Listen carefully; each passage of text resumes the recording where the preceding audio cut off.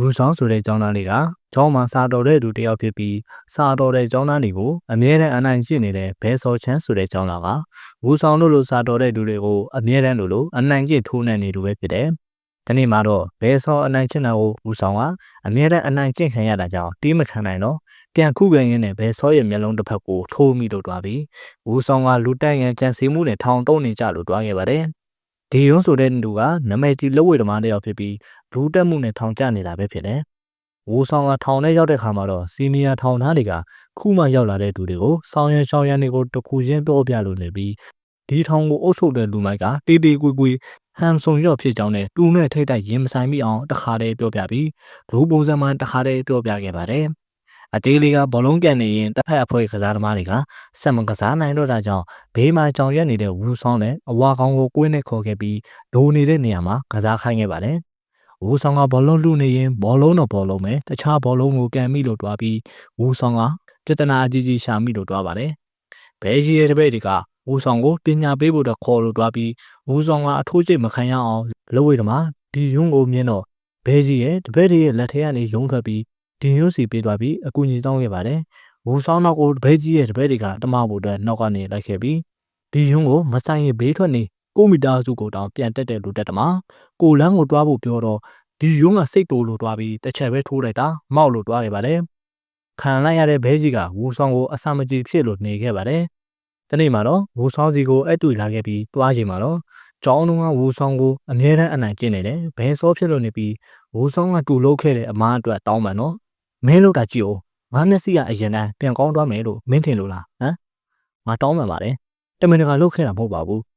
ငါလည်းငါ့ကောင်ကပြန်ခုခံရင်းနဲ့မတော်တဆဖြစ်သွားတာပါမင်းတော့မထောင်ငါမလို့ချင်ဘူးမင်းထောင်ကလွတ်တဲ့နဲ့တေဗီတာမတ်ဆိုပြီးဘဲဆိုးကကျုံးသွားလိုက်ပါတယ်ဝူဆောင်ကလေကောင်းလေတန်းရဖို့ဗဲထဲမှဖွင့်ချိန်မှာကွင်းပတ်ပြေးနေတဲ့ဒီယုံကိုတွေ့တူပါပြီးအရင်ကကူညီပေးတဲ့အနေနဲ့ကျေးဇူးတင်ခဲ့ပါတယ်နောက်နေ့မှာတော့ဝူဆောင်ကဒီယုံစီကိုနှုတ်ဘူးတွေအမြဲတမ်းပေးနေတော့နောက်နေ့တွေလာမပေးဖို့ပြောခဲ့ပြီးဘာလို့နေ့တိုင်းလာပေးနေတာလဲမေးတော့ဒီယုံစီကကိုခိုင်ပညာတင်ယူကြောင်းပြောတော့ဘာလဲမင်းလည်းလူတက်မလို့လားမင်းကိုအနိုင်ကျင့်တဲ့လူတွေကိုပြန်ချမလို့လားမင်းကိုတင်ပေးဖို့တော့အချိန်မရှိဘူးမတင်ချင်စမ်းမှနဲ့လို့ပြောတော့ကိုခိုင်ပညာကိုတက်ထားရုံမှာပြီးတော့ဘာလို့မှလည်းပြန်တီးဖို့မဟုတ်ဘူးမင်းဟာမင်းဘာကိစ္စနဲ့ပဲတင်ချင်းမတင်ပေးနိုင်ဘူးလို့ပြောလိုက်ပါတယ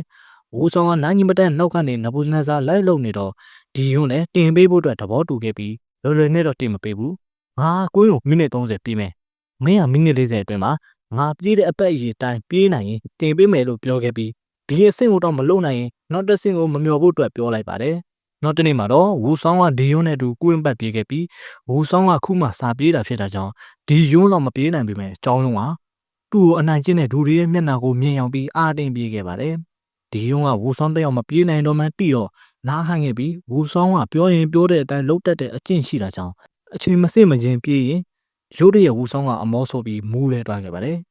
ဒီယွန်းကထောင်မကြီးနဲ့ရင်းနေတဲ့လူဖြစ်တာကြောင့်ဒီယွန်းကဒီထောင်မှာရှိနေစဉ်ဝူဆောင်ကိုတူနဲ့အတူထားပေးခိုင်းခဲ့ပြီးဝူဆောင်ကဒီယွန်းနဲ့အတူတခန်းနဲ့နေလိုက်ရပါတယ်အခန်းထဲရောက်ချင်းမှာပဲဒီယွန်းကအထုပ်တွေကိုချခိုင်းခဲ့ပြီးဒိုင်ထိုးခိုင်းတော့ဝူဆောင်ရဲ့အခြေအနေကအတော်လေးကိုစိုးတာကြောင့်အနှိမ့်ငယ်တော့စိတ်ပြတ်လို့တွားခဲ့ပါတယ်ညရောက်တဲ့ခါမှာလည်းဘားတွေကိုဆွဲခိုင်းခဲ့ပြီးဘားထောင်ကောကောမဆွဲတတ်တာကြောင့်ဘယ်လိုလုပ်ရမလဲဆိုတာကိုပြောပြခဲ့ပြီးအစကပြန်လုပ်ခိုင်းတော့ခဏနားပြီးမှလုပ်မယ်လို့ပြောတော့မင်းကိုခိုင်ပညာတက်ချင်လို့ငါစီလာတာမဟုတ်ဘူးလားမင်းသားချင်းအရင်အခန်းပြန်ပြီးနာ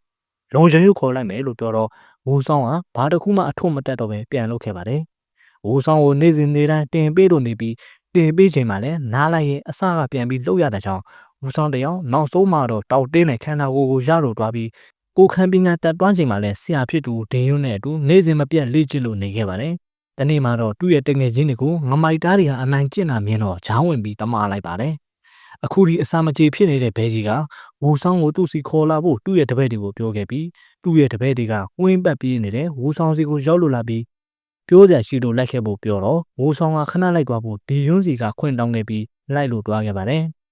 ်ဒီယွန်းကဂိုးတောင်တစ်ခုတည်းကိုရောက်လို့တွားပြီးကန်ခံလိုက်ရတဲ့ဘဲကြီးကမကြေမနက်ဖြစ်လို့နေပြီးဝူဆောင်ကပြဿနာမဖြစ်ချင်တာကြောင့်တောင်းပန်တော့ဘဲကြီးကတောင်းပန်တာကိုလက်မခံပဲအရင်လက်ပါတော့ဝူဆောင်ကလည်းကိုပြန်ခုခံဖို့တော့ချကြရင်သူတို့နှစ်ယောက်ရဲ့ထိုးတမ်းမှုပါတဖြည်းဖြည်းနဲ့အားကြီးလို့တွားပြီးတယောက်နဲ့တယောက်အတေလဲစော်ခဲ့ကြပြီးနောက်ဆုံးဒီယွန်းကရောက်လို့လာပြီးဝူဆောင်ကိုဆွဲခေါ်လို့တွားခဲ့ပါတယ် တစ်ဖက်ကဘဲစောကတော့ကလီကချေဖြစ်လို့တွားပြီးလမ်းပေါ်မှာတွေးသမျှလူနဲ့ထိုးကြိတ်ချိန်မှာတစ်ဖက်ကလူမိုက်ခေါင်းဆောင်ကမြင်ကသဘောကျလို့တွားပြီးဘဲစောစီကိုတွားခဲ့ပြီးမင်းတို့လူတွေအများကြီးလို့တယ်ငါတို့အလုပ်လုပ်ပြီးရင်အကျိုးမရုပ်စေရဘူးလို့ပြောပြီးလိပ်စာကက်တစ်ခုထုတ်ပြလိုက်ပါတယ်အဲနောက်ဘဲစောကတထင်းနဲ့ပူးပေါင်းလိုက်ပြီးသူ့တထေးပေါ်ဖြန်ကျနေတဲ့သူတွေကိုဘဲစောကစိုးမလို့နေပြီးဘဲစောကအရင်အထက်ပို့ပြီးမိုက်ယူရဲဆန်လို့လာရပါတယ်ဒီနေ့မှာတော့ဝူဆောင်တို့ကထမင်းစားနေရင်ဒီယွန်းထောင်ပြောင်းအောင်မဲ့အကြောင်းပြောတော့ထောင်မပြောင်းခင်ဒီယွန်းနဲ့ဝူဆောင်တို့ကလက်ရည်ပြန်ဆန့်ခဲ့ကြပါတယ်အခန်းထဲရောက်တဲ့ခါမှာတော့ဒီယွန်းကအထုပ်ပိုးတွေကိုပြင်လို့နေပြီးဝူဆောင်ကဘဲထောင်ကိုပြောင်းရမှာလဲလွတ်ရင်လာတွေ့မယ်လို့ပြောလိုက်ပါတယ်ဒီယွန်းကတော့တူတေပေးခဲ့တဲ့ကိုခန့်ပညာတွေကိုနေ့စဉ်မပြတ်လေ့ကျင့်ဖို့တာပြောခဲ့ပါတယ်ဟဲ့မင်းလူတည်းရဲ့ဆုံးမတာကိုခံရတယ်လို့ငါတို့ကြားနေရတယ်စီနီယာဖြစ်ပြီးခံရတယ်ဆိုတာကြားမကောင်းဘူးအေးအဲ့ဒီလူတစ်ကဒီယွန်းအခန်းကနေမင်းတို့အခန်းကိုပြောင်းလာမှာမင်းနာမခံရအောင်နေဖို့ဘဲကြီးကတတိပေးလိုက်ပါတယ်အခန်းပြောင်းလာတဲ့ဝူဆောင်ကိုအသေးလေးရဲ့တပည့်တွေကတခြားနေရာမှာပြဿနာတက်နေပြီဆိုပြီးရဲကိုပါထုတ်လို့သွားပြီးအသေးလေးကနောက်9ရက်နေရင်ဂိုးတောင်မှတပွဲတလန်းနှွဲကျင်တယ်လို့ပြောခဲ့ပြီးတကယ်လို့မင်းနိုင်ရင်မင်းဖြစ်ချင်တဲ့အတိုင်းဖြစ်စေရမယ်လို့ပြောတော့ကျိုးဘကတိတ်ပြီးတောင်းဆိုစရာမရှိဘူးတကယ်လို့ကြိုးတာနိုင်ရင်ဒီမှာရှိနေတဲ့ဒူတွေစီကနေပတ်စံနေမတောင်းဖို့နဲ့ဒူတိုင်းကိုရံမရှာဖို့ပြောတော့အသေးလေးကသဘောတူခဲ့ပါတယ်ဝူဆောင်ကနောက်ရမဟုတ်ဘူးအခုချက်ရအောင်လားလို့ပြောတော့လူလိုပြောတာကိုလူလိုနားမလဲတဲ့ဝူဆောင်ကိုအသေးလေးကဖြတ်ကန်လိုက်ပါတယ်အခန်းပြောင်းလာတဲ့ဝူဆောင်ကိုချောင်းစောကမင်းဟာငါနေရာကိုလိုချင်တာလားချောင်းစောကချဖို့လို့တော့ခမရဲ့နေရာကိုကျုပ်စိတ်ဝင်စားဘူးပြောတော့ချောင်းစောတရားကြောင်လို့တွားခဲ့ပြီဘာတွေပဲဖြစ်ဖြစ်သူ့နေရာမယူရင်ပြီးတာပဲဆိုပြီးလျှော်ပေးလိုက်ပါတယ်တနေ့မှာတော့ဘဲစောက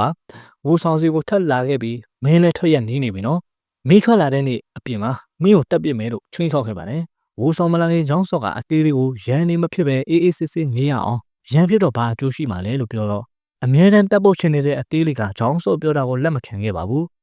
အဲနောက်ဝူဆောင်ကရောက်လို့လာပြီးကျွန်တော်လာနိုင်ရင်ခမကတိခမတီကိုထပ်ပြောခဲ့ပြီးစကားပြောရင်အချင်းကြားမှာစိုးတာကြောင့်နေရောက်တာချခဲ့ကြပါတယ်နေရောက်တာချကြရင်အသေးလေးကတူနိုင်ရင်ဝူစောကိုတူးလက်အောက်မှာထားဖို့အတွက်တိုက်ခိုက်တာဖြစ်ပြီးဝူဆောင်ကလည်းအသေးလေးကထောင်ထဲမှာရှိတဲ့ဒူတွေကိုနောက်ထပ်ပြဿနာမရှာအောင်တိုက်ခိုက်ရတာဖြစ်ပြီးနေရောက်တာအကြံကိုစီနဲ့အနိုင်ရဖို့တိုက်ခိုက်ခဲ့ကြပြီးဝူဆောင်ကအနိုင်ရကျစောနဲ့တိုက်ခိုက်တာလေပင်ညစ်တက်မလို့ဖြစ်လို့သွားရပါတယ်လေချင်းထောင်ဆောင်တွေကရောက်လို့လာပြီးဝူစောကတော့တီးတန့်အချုပ်ခံလိုက်ရပါတယ်ဝူဆောင်ကအချုပ်ခံကထွက်လာခြင်းမှာတော့အသေးလေးနဲ့တွေ့ခဲ့ပြီးတစ်ဖက်နဲ့တစ်ဖက်ခိုက်ရမ်းမှဖြစ်သွားပဲဒီမှာရှိနေစဉ်ကောင်းကောင်းမွန်မွန်နေထိုင်သွားရအောင်အတူဥပေါင်းမိဖို့ပြောတော့အသေးလေးတို့ဘက်ကလည်းသဘောတူရပါတယ်အဲနောက်သူတို့တွေကထောင်မှာရှိနေရတဲ့ကိုတန့်ရှင်းခဲ့ကြပါတယ်အဲနောက်ဝူဆောင်ရဲ့ထောင်တက်တန်းကလည်းကုံစိုးလို့သွားပြီးအပြင်မထွက်ခင်ဒီယိုးနဲ့အတူပြေးခဲ့တဲ့ကိုင်းလေးကိုသွားပြီးအတူဖြတ်တန်းခဲ့တဲ့အမတ်တရားတွေကိုပြန်မြင်အောင်ကတတိယလို့နေခဲ့ပါတယ်အပြင်ရောက်တဲ့ခါမှာတော့အရင်ကတည်းကကျိုးကျင်နေတဲ့ဘဲစောကအတင်းဆောင်လို့နေခဲ့ပါတယ်ဝူဆောင်ကရန်ကိုရန်ချင်းမတုတ်ပြန်စေပေမဲ့ဝူဆောင်ကအရင်ကတည်ကျင်နေတဲ့အကြောင်းကိုမေးခဲ့ပါတယ်အဲ့ဒါကဘာလဲဆိုတော့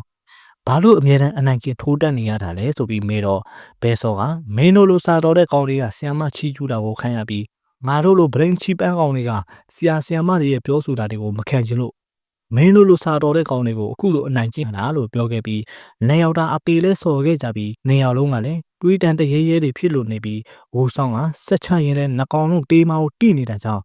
ဝူဆောင်ကပဲအလျှော့ပေးပြီးခတ်တို့တွားခဲ့ပါတယ်အဲနောက်ဝူဆောင်ကသူ့ရဲ့ဆရာဒီယွန်းရှိတဲ့နေရာကိုအကြောက်တွားပြီးနေရောက်တာစကားတွေအများကြီးပြောခဲ့ကြပြီးဒီယွန်းကဝူဆောကိုအပြင်မှာကောင်းကောင်းနေဖို့ဆုံးမလိုက်ပါတယ်